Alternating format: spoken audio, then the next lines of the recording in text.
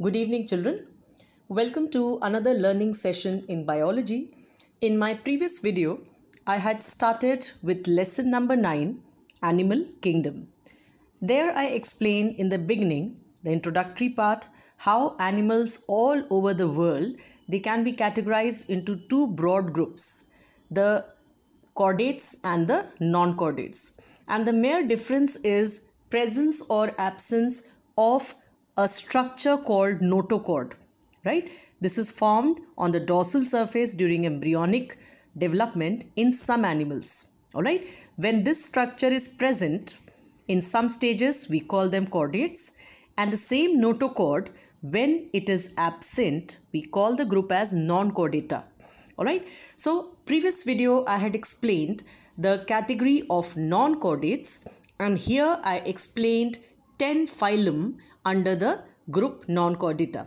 We also call the same as invertebrates, right? And I reminded you there how strictly the council this year has specified only 5 characters and 2 examples, right? So I also told you the chapter looks like too elaborate, but if you restrict to the same, which I made you a very simple notes layout like this, and if you restrict to the same, or if you want to follow any other characteristic which you find easy, up to your choice, children. So this was the tabulated layout of all that went under 10 phyla. The plural of phylum is phyla.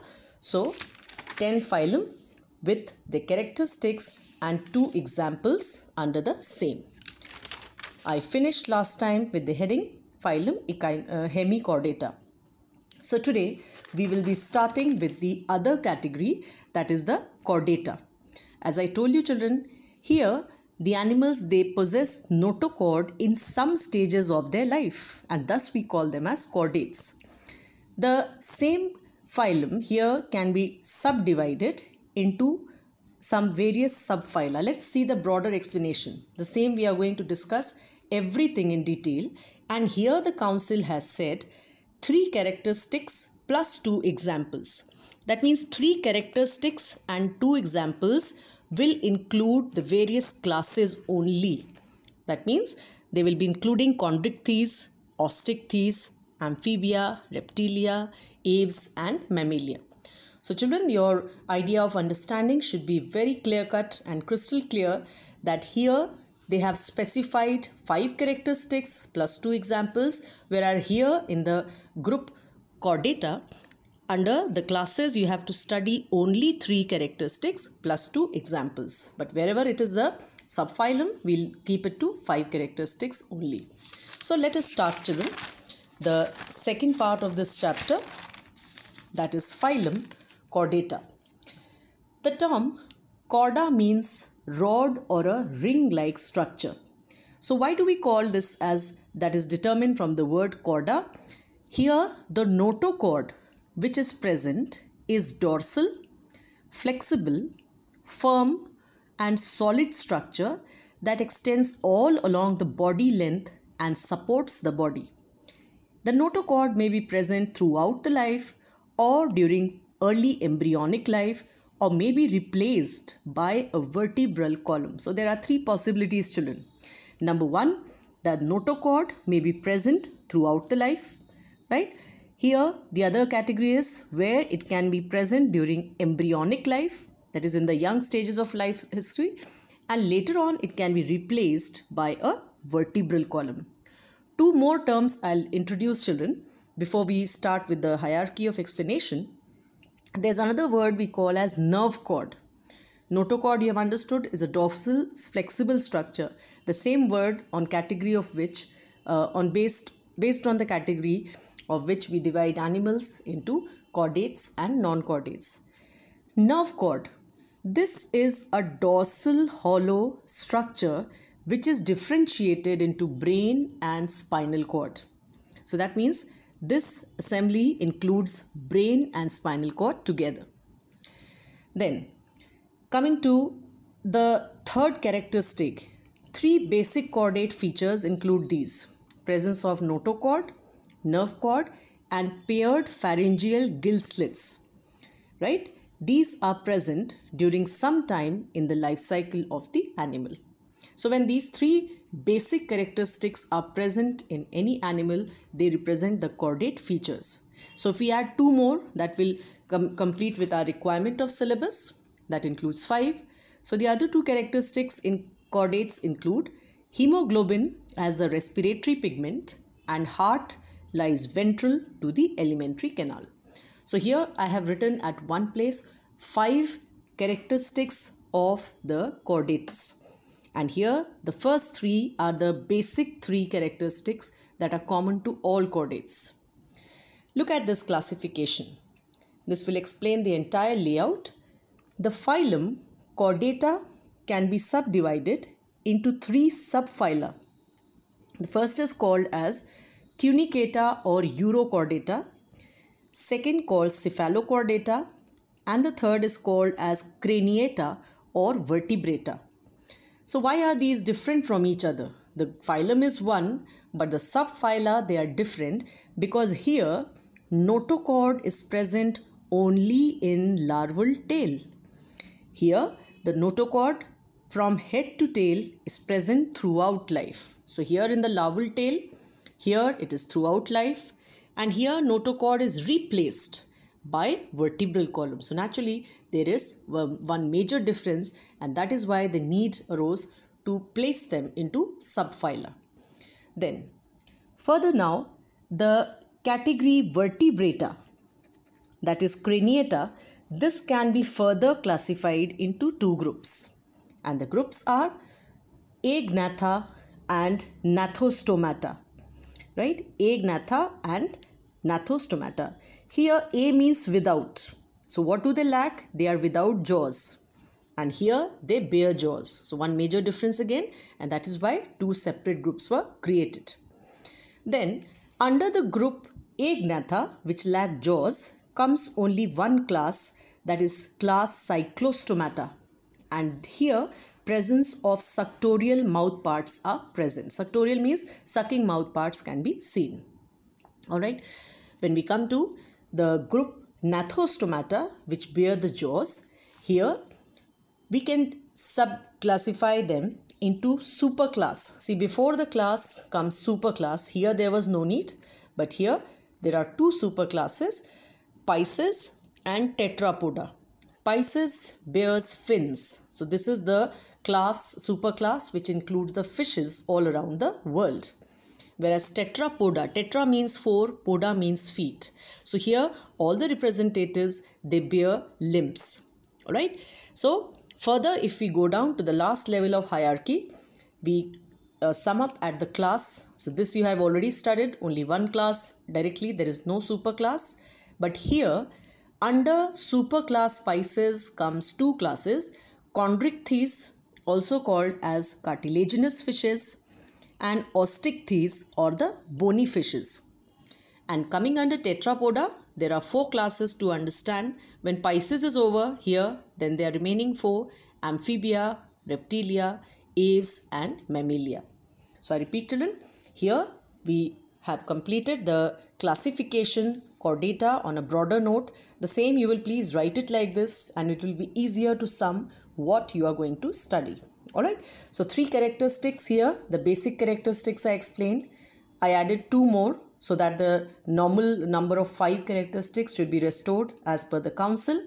Then I have explained the classification of phylum Chordata. Now let us begin one by one. Here, let us start with the subphylum 1. We are going to start this one, Urochordata or Tunicata. Here notochord is present only in the larval tail. Let us see the representatives first, how they look like. Like the first one is Herdmania, which is also called as sea squirt and Ascidia. You can see them here, page number 4.54. This is Herdmania, and here you can see the Ascidia, which is also shown in diagram 4.43. Then only on the subphylum children, I have written 5 characteristics so that we justify the council norms, and after that everything will bear 3 characteristics. These are bag-like, You can see they can resemble bag-like. Sessile. Sessile means they are fixed in one place and they are immobile. And degenerated animals. Then adult without nerve cord and notochord. Third, the only chordate character present in the adult is presence of gill clefts. You can see here in the diagram, the gill clefts can be seen in the body of an adult organism. Then nerve cord. What was nerve cord? The structure comprising of brain and spinal cord, and the notochord, which is present in the tail of the larva and are lost during metamorphosis. That means in the larval structure, the nerve cord and notochord are present. But during metamorphosis, that is growing into an adult, right? They disappear, and such a metamorphosis is called as retrogressive metamorphosis, right? So this is all about the first subphylum Urochordata, right? Moving to the second, that is subphylum 2 Cephalochordata. The word cephalic means head and chorda means rod, right? Here the word uros meant tail because the structures were present only in the tail. The rod-like structure, we had said here, notochord was only in the tail, but here you'll be studying under Cephalochordata from head to tail throughout life. Alright, so that is why we call cephalic. That means it starts from the head. Example is Amphioxus. Look at this. The example of class Cephalochordata is Amphioxus. This lives in shallow coastal waters and has a fish-like body. You can see it resembles a fish, tapering spindle-shaped body, right? Laterally compressed, and it has more or less symmetry to the fish body. So what are the characteristics of Amphioxus? We also called it as branchiostoma. Number 1, fish-like marine animals. Notochord is hollow. Nerve cord is tubular. You can see the diagram. The hollow nerve cord you can see, right? Tubular structure. Then third, gill slits are numerous.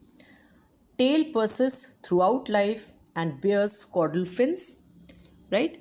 And a dorsal and anal fins are also present. So see the diagram here, children. The body, you can see it has a long dorsal fin, right? You can see the dorsal fin rays, all right? Spindle shaped body, as I already told you. A short ventral fin and a caudal fin. You can see here, this is the tail fin or the caudal fin, right? Supported by fin rays. Mouth is guarded over here by oral hood, having oral cirri, and surrounded by a structure called velum. All these details are not required, children. Any simple 5 characteristics. All right. Then all we have summed up is, once again, the notochord. Right. It is hollow. Then nerve cord is tubular, gill slits numerous, and tail persists throughout life, bearing caudal fins. A dorsal and anal fins are also present. Coming to the next, that is subphylum 3, reaching to Craniata or vertebrata. Here the notochord is replaced by a vertebral column, right? So let us see the examples first. Here the phylum vertebrata will include whole lot of the series that you're going to study. That is everything that comes under the Agnatha, Gnathostoma, Stomata, then Cyclostomata, Pisces, amphibians, reptilians, ave, mammalia. That means the vertebrata will have huge lot of examples over here. So for our understanding, we have taken any 2 simple ones. The first one is an Indian cobra. We call it as Naja Naja, and Camelus, that is camel, also called as the ship of the desert. So what is the characteristic in general of vertebrata? Body divided into head, neck, trunk and tail, right? Second, 2 sets of paired appendages present. Circulatory system is of closed type. Closed type means the blood flows in closed vessels. Heart is ventral. Pair of kidneys for excretion and osmoregulation. And nervous system differentiated into brain and spinal cord. All right. So till here.